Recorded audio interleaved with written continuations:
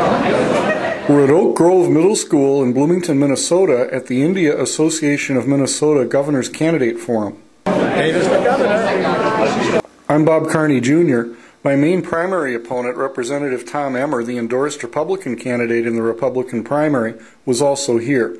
He spoke first and then left. Each of the candidates spoke for 10 minutes. Here's my speech. A couple of weeks ago, there was a third grade class in Floodwood, Minnesota that had a candidates forum for governor. And 4 of us candidates were there. Adam Timms was there, Ron Hahn, John Aldrich, and myself. And the first question asked, and this is from a third grader, was, can you put more police in banks? And this was right at the start. Everything was kind of a little befuddled getting going. And so he was actually brought around for a second round to the microphone. He kind of took a deep breath. And he said, can you put more bank police in banks? Now, when you think about it, this is a third grader. We did get the questions in advance, and I thought about that question, and it really struck me.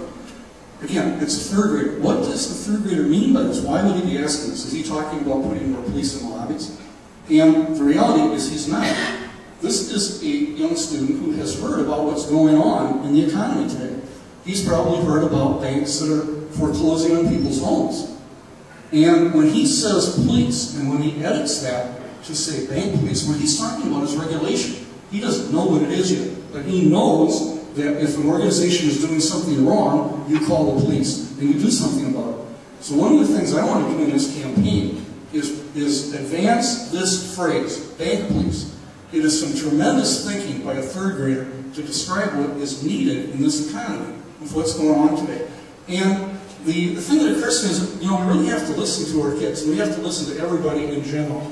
I read the questions here, preparing for this, and I want to emphasize that I think it is very important to listen. That's something that I try to do. In covering these remarks, I'm going to be trying to weave in the answers to questions that were raised by all of you. The first step I want to take up is going into that, and it's on immigration and also with relation to the economy. The reality is that the United States has acted and been an empire. And frankly, I think we are starting to see a change in that.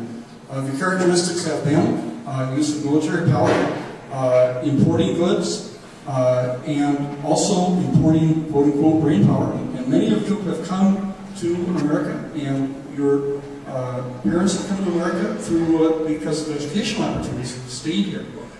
We have to start realizing that there has been a fundamental change in the economy and a fundamental change in the relationship with the United States and the rest of the world. And this is going to have consequences. We cannot have an ongoing $1 trillion trade deficit. It's unsustainable. We can't have losing 5 million manufacturing jobs. It is unsustainable. So for the economy, I think that we need to start thinking in terms of protectionism. In terms of the progressive movement, the basic principle behind tariffs was that you adjust for the difference in wage costs between wages in the United States and other countries. I think we need to do that, and we also need to factor in environmental costs. So we have to adjust our trade policy to start protecting American jobs and to start manufacturing again.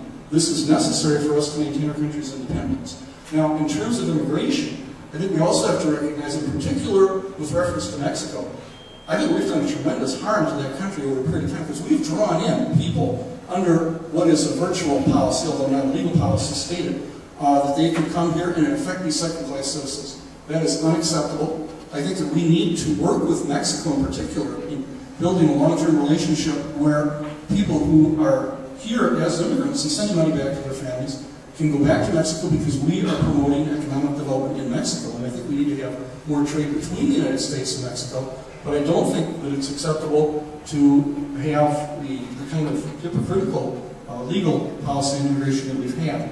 I do want to see immigration laws enforced, but again, I want to recognize that we need to work with Mexico so that as people who are immigrants here illegally go back to Mexico, we can help Mexico build up its economy so we can have a more healthy relationship between Mexico and the United States. Now, with regard to India, of course, one of the characteristics of immigrants is you stay in touch with people in the country that people have come from as immigrants. And one of the things I want to emphasize in talking here today is what we can do in terms of developing new technology and infrastructure for transportation that is going to apply to the requirements of India for transportation and also to worldwide requirements for transportation infrastructure. And with that, I want to introduce something that I call the Skyby. This is something that I advocated in my first campaign for office running for mayor of Minneapolis. This is a map, and it illustrates a system of all-weather, enclosed, elevated skyway systems that are designed for bikes, segways, scooters, and so forth. And it links downtown with the trails and the commuter routes that go into downtown. The idea is to build an infrastructure so that people living in a triangle going from the Greenway, from the Hiawatha over to Kenilworth to downtown, can work and live in an area where they can get to so many places that they can get by with either one less car or with no car. I've talked to a city planner. He said these routes are right on the money. This fits in also with our transportation system and our park system. One of the routes goes by the convention center. This is an opportunity for people to come to Minneapolis during a convention and tour the city in a unique way. And this is also possible to do year-round. Believe it or not, some people, I think, in the South would actually be kind of curious to see what winter is like. This is an opportunity to introduce winter to them. Now, as an infrastructure, this is a way to start building a system that gets us away from cars, and there are many other areas in the world that would benefit from this kind of a system, including India. There's a lot of cities in India that have combinations of bikes and motor transport. It's simply not safe to combine them. So if we develop systems that can start to separate these, and also systems that can operate to move people and goods with smaller vehicles and less reliance on internal combustion vehicles, this is a way to build an infrastructure that will work worldwide. So if we start this, we can have a nexus of companies, small businesses growing in Minnesota and serving a worldwide niche market. That's one of the things I'm advocating. On education, there's an article in the New York Times, and I have excerpted it. I want to recommend it to you, and I've got the handout out on my table. The basic idea here is that it is very important for teachers to be able to communicate and to understand how kids think and what they are not sure about, and also to answer their questions. So if someone did something wrong in a class, you can correct the student by figuring out where they went wrong. It's a tremendous article, and the best article I've ever read on education. I strongly recommend that all of you take a look at it. The thing that we need to do here is work with teachers in the school system now so that they can be more effective in teaching. And that will address our problems more than anything. This does not require a significant amount of additional funding. One of the questions that you asked was whether I would support or what we should do on the question of people coming from other careers into teaching. This could be used to do that, but the emphasis here is on techniques for teaching that are effective. I've taught in post-secondary for about 4 years and had some pretty good success on that, teaching in small business in particular. And so I think that this would be a solution that would not cost a lot of money. In terms of the budget, I challenged the planning administration to run a lot, and I'm the first plaintiff in the first lawsuit on that.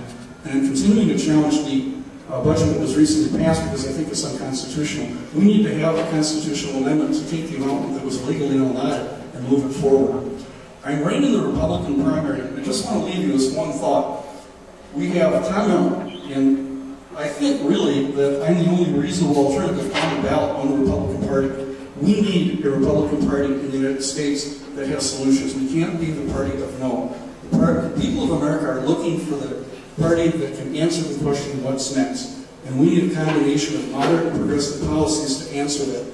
I'm asking you to take a look at my website, to take the campaign card along, and to contact me. I'm planning on launching a viral marketing campaign, a viral political campaign, which will be based on sending out emails to people as we approach 2 and 3 weeks away from the primary. I'm asking you to contact me and to get on that list so that we can have this multi-stage process to challenge Tom Emmer and what he's trying to do. And let me leave with one other fact. He said that we can cut $10 billion out of the budget.